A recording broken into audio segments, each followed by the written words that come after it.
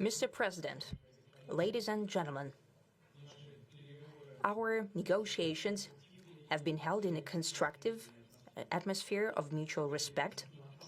We have very thorough negotiations that were quite useful. I would like to thank once again my American counterpart for the proposal to travel out here to Alaska.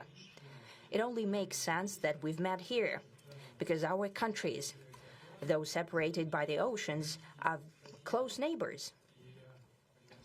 So when we've met, when I came out of the plane and I've said, "Good afternoon, dear neighbor. Very good to see you. In good health and to see you alive." I think that is very neighborly. And I think that's some kind words that we can say to each other. We're separated by the Strait of Bering, though there are 2 islands only between the Russian island and the U.S. island. They're only 4 kilometers apart. We're close neighbors, and it's a fact. It's also important that Alaska has to do with our common heritage, common history between Russia and the U.S., and many positive events have to do with that territory. Still, there is tremendous cultural heritage back from the Russian America. For example, Orthodox churches and a lot of more than 700 geographical names of Russian origin. During the Second World War, it was here in Alaska that was the origin of the legendary air bridge for the supply of military aircraft and other equipment under the Lend-Lease program. It was a dangerous and treacherous route over the vast emptiness of ice. However, the pilots of both countries did everything to bring closer the victory. They risked their lives and they gave it all for the common victory. I was just in the city of Magadan in Russia, and there is a memorial there dedicated to the Russian and the U.S. pilots. And there are 2 flags, the U.S. flag and the Russian flag. And I know that here as well there is such a memorial. There is a military burial place several kilometers away from here. The Soviet pilots that buried there who died during that dangerous mission. We're thankful to the citizens and the government of the U.S. for carefully taking care of their memory. I think that's very worthy and noble. We'll always remember other historical examples when our countries defeated common enemies together in the spirit of battle camaraderie and allyship that supported each other and facilitated each other. I'm sure that this heritage will help us rebuild and foster mutually beneficial and equal ties at this new stage, even during the hardest conditions. It is known that there have been no summits between Russia and the U.S. for 4 years, and that's a long time. This time was very hard for bilateral relations, and let's be frank, they've fallen to the lowest point since the Cold War. I think that's not benefiting our countries and the world as a whole. It is apparent that sooner or later we had to amend the situation to move on from the confrontation to dialogue. And in this case, a personal meeting between the heads of state has been long overdue, naturally under the condition of serious and painstaking work, and this work has been done in general. Me and President Trump have very good direct contact. We've spoken multiple times. We spoke frankly on the phone. And Special Envoy of the President, Mr. Witkoff, traveled out to Russia several times. Our advisors and heads of foreign ministries kept in touch all the time.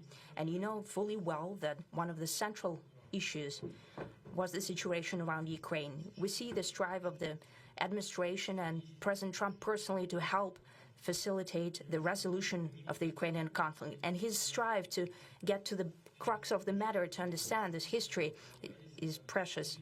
As I've said, the situation in Ukraine has to do with fundamental threats to our security. Moreover, we've always considered the Ukrainian nation, and I've said it multiple times, a brotherly nation, however strange it may sound in these conditions. We have the same roots, and everything that's happening is a tragedy for us and terrible wound. Therefore, the country is sincerely interested in putting an end to it.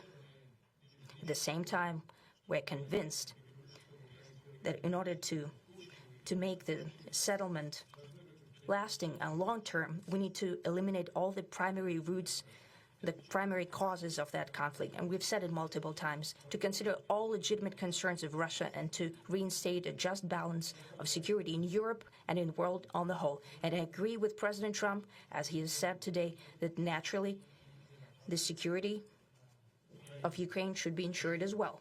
Naturally, we are prepared to work on that. I would like to hope that the agreement that we've reached together will help us bring closer that goal and will pave the path towards peace in Ukraine. We expect that Kiev and European capitals will perceive that constructively and that they won't throw a wrench in the works. They will not make any attempts to use some backroom dealings to conduct provocations to torpedo the nascent progress. Incidentally, when the new administration came to power, bilateral trade started to grow. It's still very symbolic. Still, we have a growth of 20%. As I've said, we have a lot of dimensions for joint work. It is clear that the U.S. and Russian investment and business cooperation has tremendous potential. Russia and the U.S. can offer each other so much in trade, digital, high-tech, and in space exploration. We see that Arctic cooperation is also very possible, and our international context, for example, between the Far East of Russia and the West Coast of the U.S. Overall, it's very important for our countries to turn the page, to go back to cooperation. It is symbolic that not far away from here, at the border between Russia and the U.S., there was a so-called international date line. I think you can step over, literally, from yesterday into tomorrow. And I hope that we'll succeed in that, in political sphere. I would like to thank President Trump for our joint work, for the well-wishing and trustworthy tone of our conversation. It's important that both sides are result-oriented, and we see that the President of the U.S. has a very clear idea of what he would like to achieve. He sincerely cares about prosperity of his nation. Still, he understands that Russia has its own national interests. I expect that today's agreements will be the starting point, not only for the solution of the Ukrainian issue, but also will help us bring back business-like and pragmatic relations between Russia and the U.S. And in the end, I would like to add one more thing. I'd like to remind you that in 2022, during the last contact with the previous administration, I tried to convince my previous American colleague that the situation should not be brought to the point of no return when it would come to hostilities. And I said it quite directly back then, that it's a big mistake. Today, when President Trump saying that if he was the president back then, there will be no war. And I'm quite sure that it would indeed be so. I can confirm that. I think that overall, me and President Trump have built a very good, business-like, and trustworthy contact.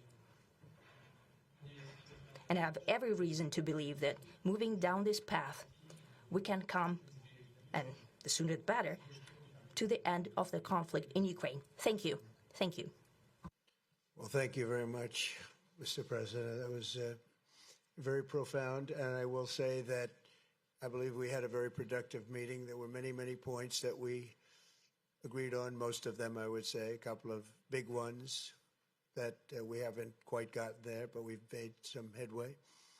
So there's no deal until there's a deal. I will call up NATO in a little while. I will call up the various people that I think are appropriate, and I'll, of course, call up President Zelensky and tell him about today's meeting. It's ultimately up to them. They're going to have to agree with what Marco and Steve and some of the great people from the Trump administration who've come here, Scott and John Radcliffe, thank you very much. But we have some of our really great leaders. They've been doing a phenomenal job. We also have some tremendous Russian business representatives here, and I think, you know, everybody wants to deal with us. We've become the hottest country anywhere in the world in a very short period of time, and we look forward to that. We look forward to dealing. We're going to try and get this over with. We really made some great progress today. I've always had a fantastic relationship with President Putin, with Vladimir. We had many tough meetings, good meetings. We were interfered with by the Russia hoax. That made it a little bit tougher to deal with, but he understood it.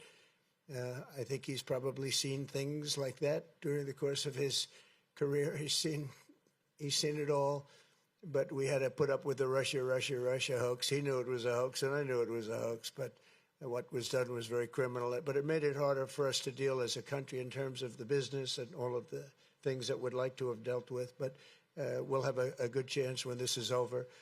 So just to put it very quickly, I'm going to start making a few phone calls and tell them what happened. But we had an extremely productive meeting, and many points were agreed to. There are just a very few that are left. Some are not that significant. One is probably the most significant, but we have a very good chance of getting there. We didn't get there, but we have a very good chance of getting there. I would like to thank President Putin and his entire team, who I know in many cases, other than that, whose faces I get to see all the time in the newspapers. You're almost as famous as the boss, but especially this one right over here. But we had some good meetings over the years, right? Good, productive meetings over the years, and we hope to have that in the future. But let's do the most productive one right now. We're going to stop really 5, 6, 7,000, thousands of people a week from being killed, and President Putin wants to see that as much as I do. So, again, Mr. President, I'd like to thank you very much, and we'll speak to you very soon and probably see you again very soon. Thank you very much, Vladimir. Next time in Moscow. Oh, that's an interesting one. I don't know. I'll get a little heat on that one, but I could see it possibly happening. Thank you very much, Vladimir. And thank you all. Thank you. Thank you. Thank you so much.